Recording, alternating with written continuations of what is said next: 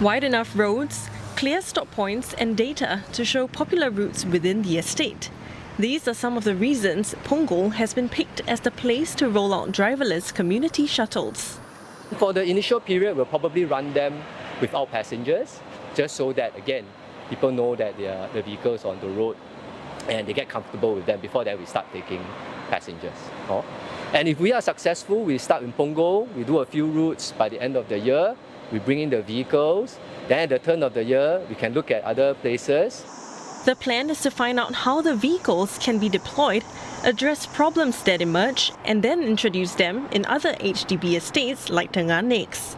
Mr. Siow made the announcement as he wrapped up his visit to AV powerhouse Guangzhou, where he toured several facilities and tested out the vehicles. He was joined by Senior Minister of State for Transport, Sun Xueling. The provision of these autonomous shuttles will be able to help these residents at peak hour to go to transport hubs, at off-peak hours to these social infrastructure and amenities.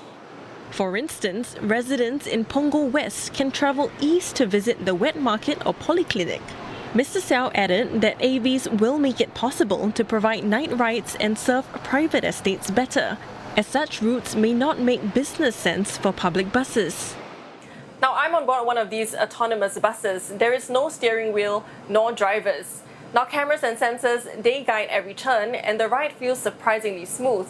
But behind the tech, questions still remain on how they may fare on Singapore's roads and also around our housing estates. While autonomous buses are new in the heartlands, they have been on trial in other areas, like Tech Park 1 North. Self-driving technology company WeRide is among firms that have done testing there and now serves Resorts World Sentosa. It says it is keen to be part of upcoming plans for housing estates. In the last 12 months operation in RWS, we don't have any any accident or incident. So it's a very good track record. We have trialed our vehicles in very diversified area of Singapore, and I think this also helps enhance our confidence to be able to even deploy in more areas and without any safety, with safety always guaranteed. Mr. Siow says details for operation in Punggol, like frequency and number of shuttles, are still in the works, but adds that these moves are the first step in alleviating manpower and supply constraints in the industry. Fares also have not been decided, but he says they are likely to range between public transport and private hire car fares.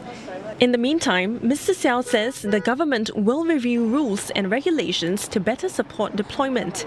Claudia, CNA, Guangzhou.